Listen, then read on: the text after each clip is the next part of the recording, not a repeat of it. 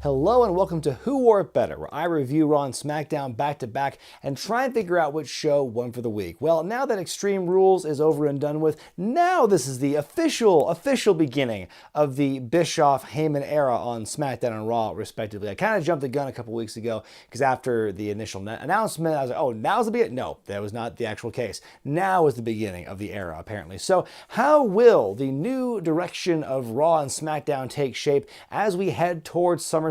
We're about to get a glimpse. Raw begins with some Brocky Brock time. You know what the biggest casualty of this title change at Extreme Rules actually is? No more Boombox Brock. I really liked Boombox Brock, damn it, and I was kind of sad we don't get to see that anymore.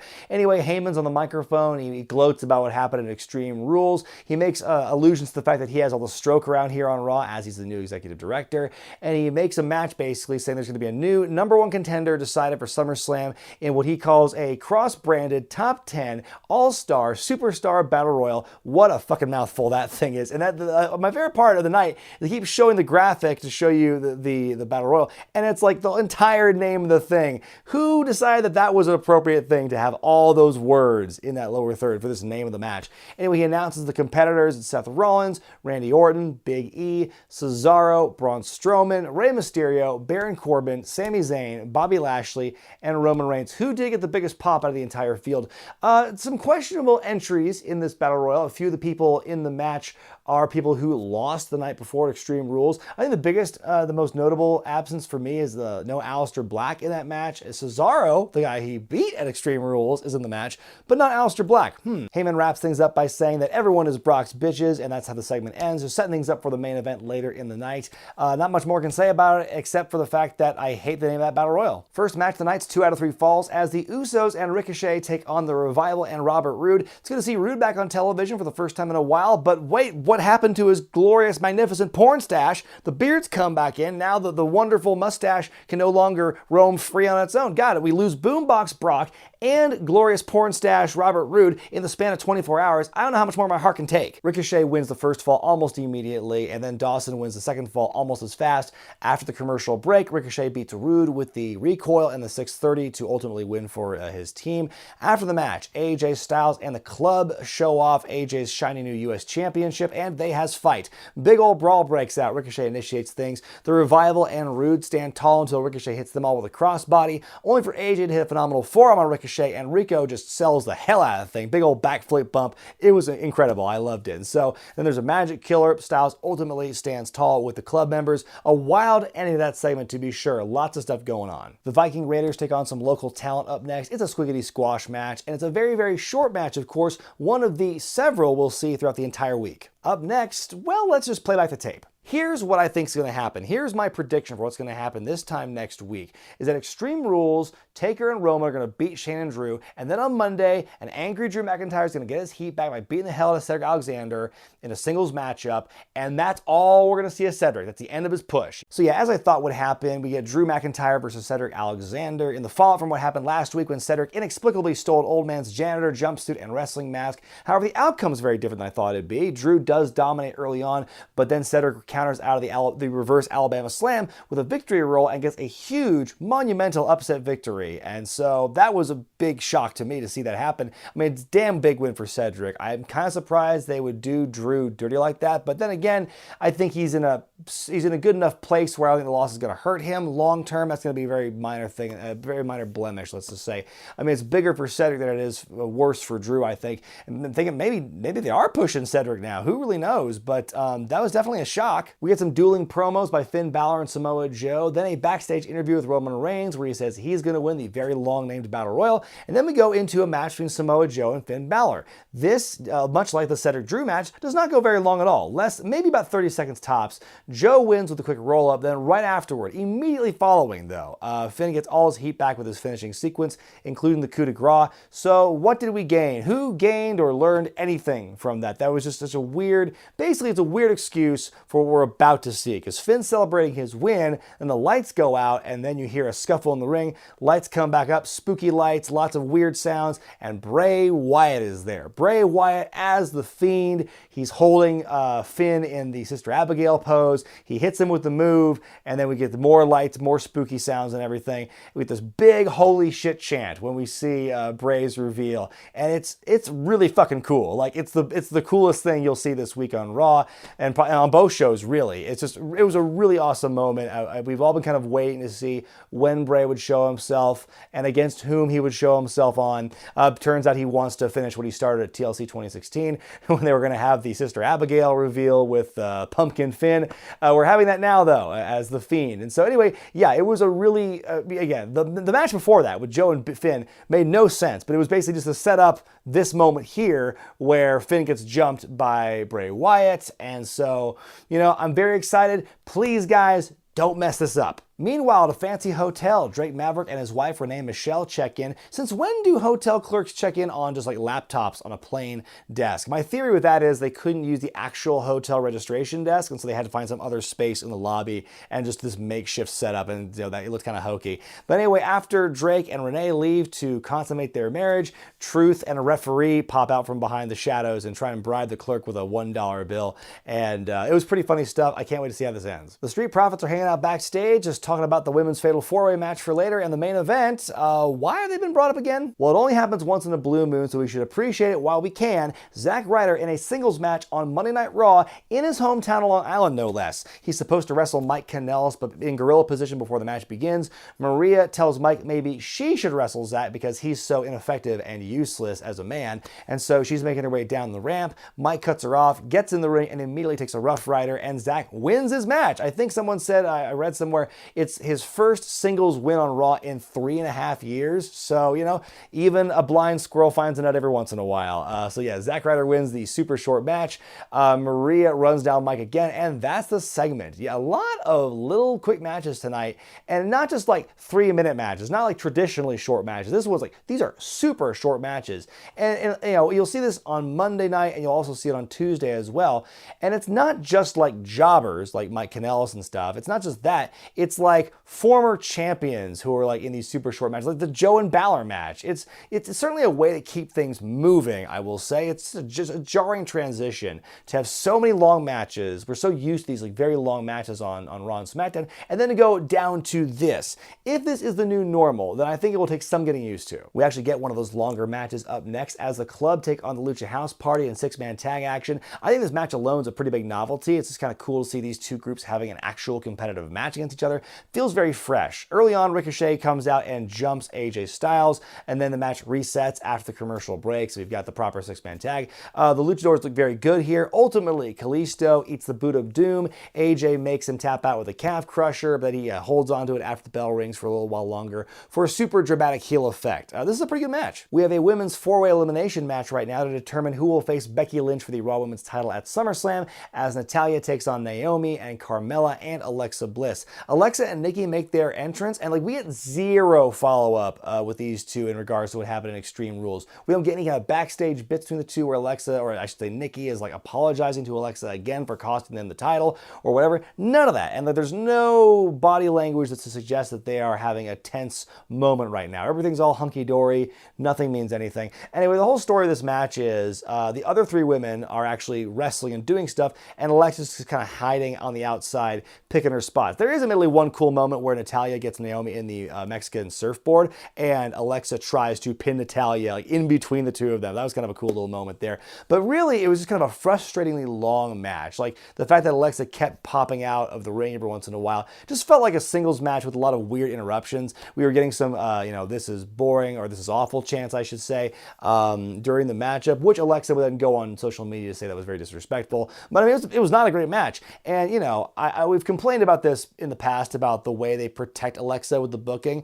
If she's not injured anymore, then why are they booking her like she is? Because it's just this whole weird protection thing to the point of excess. That's what this match actually was. You know, it's okay in small doses, but this was the majority of the match. And she actually makes it the final two, and then she taps out to Natalya's sharpshooter at the end, so at least she doesn't win this way. But yeah, not a great match, this one. And then afterward, Natalya is being interviewed in the ring, and she says it's going to be great to be in her home country of Canada for SummerSlam, fight for the championship. Oh, by the way, I forgot to mention, Becky Lynch was at ringside the entire time watching this thing. She's limping very hard from what happened the night before at Extreme Rules. So Becky's watching this whole thing, and then when Natalya's cutting her promo, Becky Lynch intervenes, and they have some talk, and basically tells Natalya, "Don't look at me as your friend in this matchup, because I'm going to walk all over you. I'm going to win my match and keep my title." Becky says she's better at war than at love, and Natalya goes, "Well, you must not be a very good lover, bitch." Oh snap! They said the B word, y'all. Attitude Era's back, baby. And then they have a stare down. And that's pretty much where it ends. It's just so funny. I feel that the women's writing in both shows, it's like the worst they can do, the biggest like slam dunk they could possibly do with promos is to have one call the other a bitch. How often have we seen that happen? It just seems it's so repetitive now to see that happen. Natalya winning does kind of come out of left field, but then again, it's been focused on Lacey Evans for so long at this point. I think anyone would be kind of a surprise to see become the #1 contender. Natalya makes the most sense because she is from Canada, and so it'd be a nice kind of homecoming story.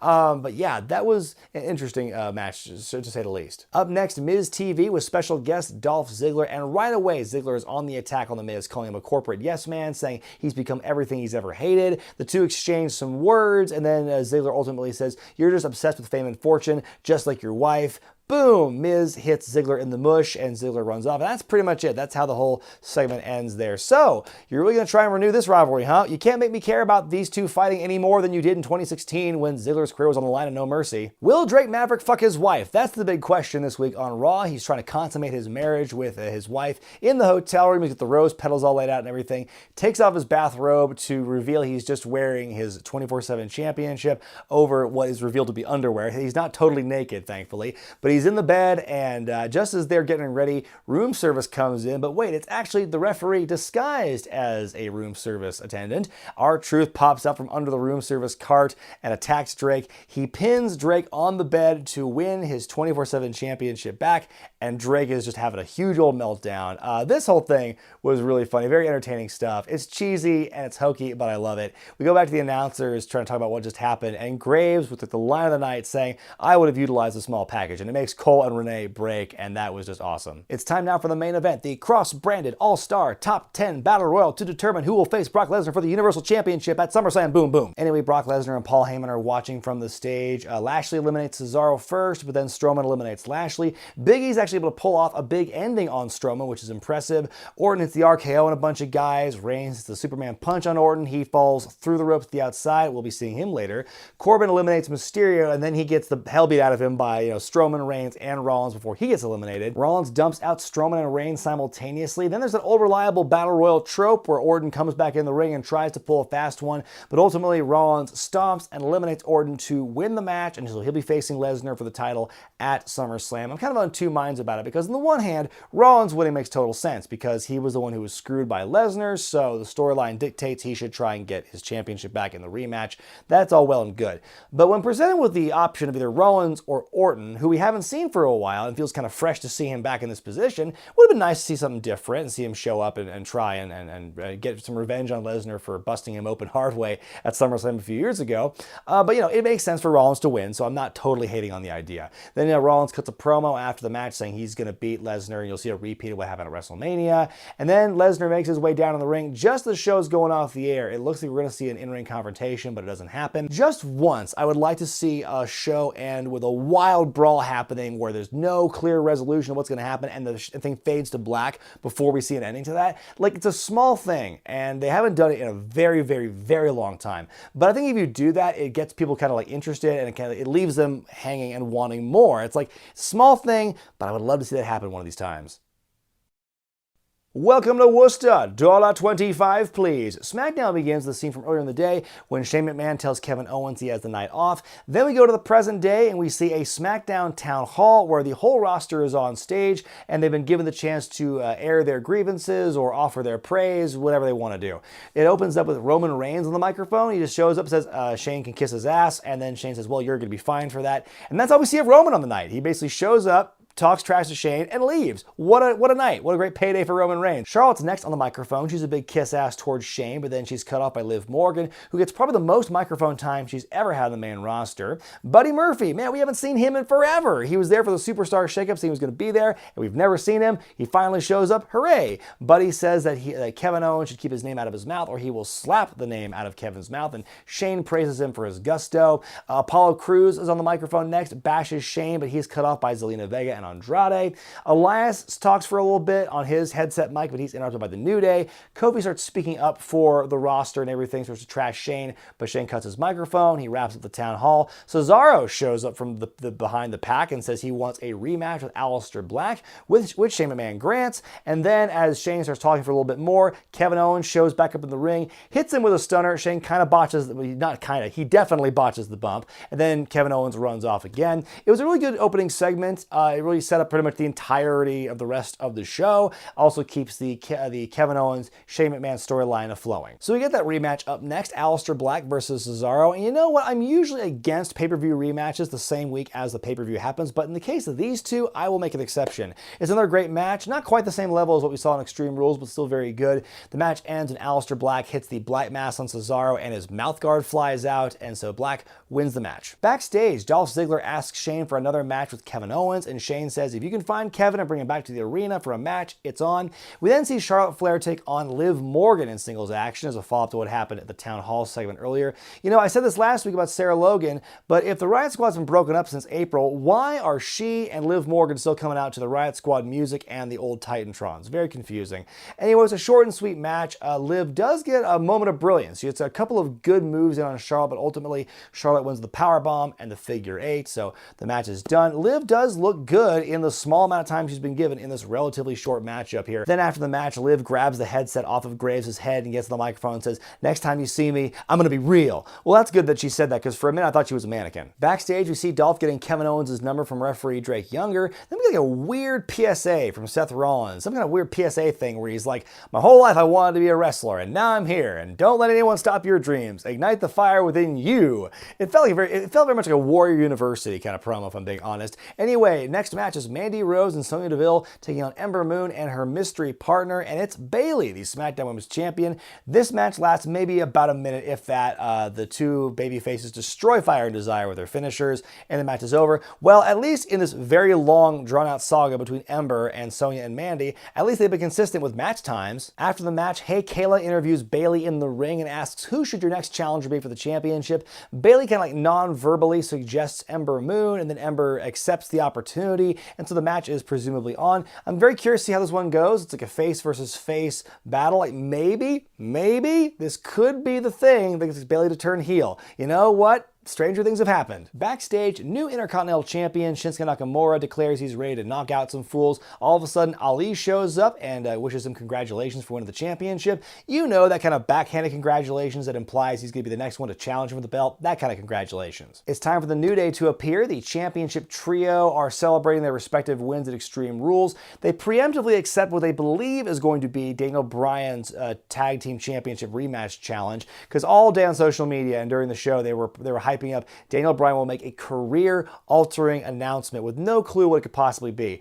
Basically, it doesn't sound like it's a real-life injury-related thing, if that's what you're wondering. But Daniel does come out with Rowan, and this whole thing where he's going to say something, but he doesn't. He keeps walking back, walking out, walking back. You can see his face is just, he looks almost like disoriented. He's kind of just confused by everything. He finally leaves and he's gone for the rest of the night. I'm really curious to see what this announcement could possibly be, because the night before, after the match, like on the online exclusive interview, he says, you know, I have to, I have to aim higher. I have to do what no one's ever done before. I kind of want him to just go, you know what? I'm just going to eat a big ass steak. Anyway, out comes Samoa Joe and he says he wants a rematch with Kofi, but then Elias comes out next and says Samoa Joe's time has passed and and now it's his turn for a championship match, Randy Orton comes out and says he wants a championship match. And so basically, the New Day say, well, are we going to have a six-man tag team match, playa? And let's do it. And so Orton initially balks, but Kofi goads him into it, and so the match is on. You know, it may not be the format that we all like to see, the whole promo parade leading into a six-man tag team match, but at least the New Day are doing kind of like a wink and a nod, kind of a tongue-in-cheek way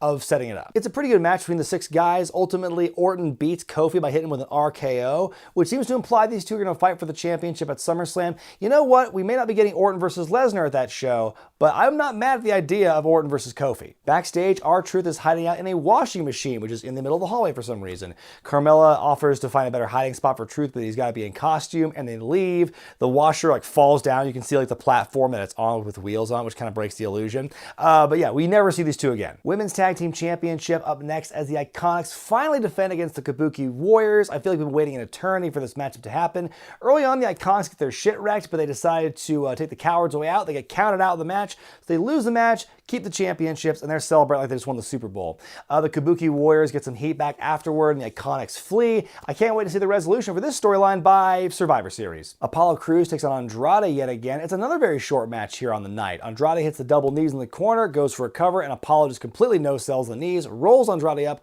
for an upset win. So like between all their matches they've had, like this one, I feel like what does this prove? The fact that Apollo is able to pin Andrade so quickly after what we've seen from these guys. You know, there's 4 super quick matches on Raw, 4 super quick matches on SmackDown. I know, and I'm going to talk about this again, I know people have said, you know, well, the solution to not to have all these 2 out of 3 falls matches is just have matches that are short enough that you don't have to go into the commercial break. I feel that this is the extreme opposite of what a 2 out of 3 falls match is, these super quick matches. And I guess as I'm saying this out loud, I'm thinking to myself, maybe this is kind of like their way of making their matches more like UFC fights, where you've got some really quick, you know, matches, there's one move and done, as opposed to, you know, some of the more drawn out fights you got some of the short ones as well. Like maybe that's why they're doing it that way. But again, the fact that we're seeing this now, and it's such a huge change in direction from what we're used to seeing now in terms of match length on TV, it's very, very sudden. And I know it's a really weird time for creative, and their job is very tough. They have to balance match times, they have to balance all the stories they're trying to tell, all these segments they gotta try and fit all these different things in. So I get it. It's very difficult to make that balance. I just feel like it's definitely an ironing out period right now. Main event time as Dolph Ziggler takes on Kevin Owens in another rematch from Extreme Rules, but to their credit, it's an actual match this time. But why would Kevin Owens, A, accept a phone call from Dolph Ziggler, and B, accept his challenge for another match and have to go back to the arena and do it? It seems as though he's setting himself up for a trap. And sure enough, as they're wrestling, Shane McMahon and all the heels show up and surround the ring. Owens hits a stunner on Ziggler. Shane pulls him out during the cover. Shane eats another stunner from Kevin, and Kevin just hightails it out of the arena with all the heels chasing after him. Afterward, Kayla interviews Shane, who's like still recovering from the stunner, and says that he swears revenge on Kevin Owens. And that's how we end the show. It begins with Shane and Kevin, and it ends with Shane and Kevin. So once again, Kevin is able to outsmart Shane McMahon.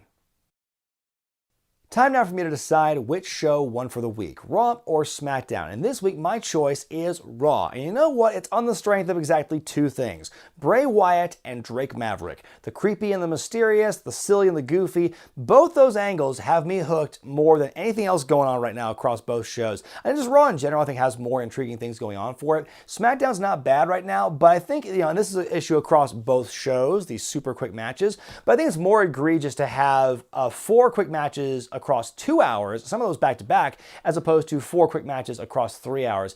Also interesting with SmackDown is that like 3 of those super quick matches were all the ladies matches. I don't think that might be a coincidence though. Again, it feels like they're in this kind of like feeling out process, working out the kinks, and I think they have to find some kind of middle ground between 2 out of 3 falls matches that take up all this time and go through commercials where there's breaks, and lightning quick matches that make no one look good in the end. They hopefully will find a magic time management formula, but we're far from that right now. Let me know what you thought about Raw and SmackDown this week in the comments section below, and be sure to vote which show you thought was better by going to the iCard in the upper right hand corner of your screen. I'm Brian Zane, and I'll see you next time.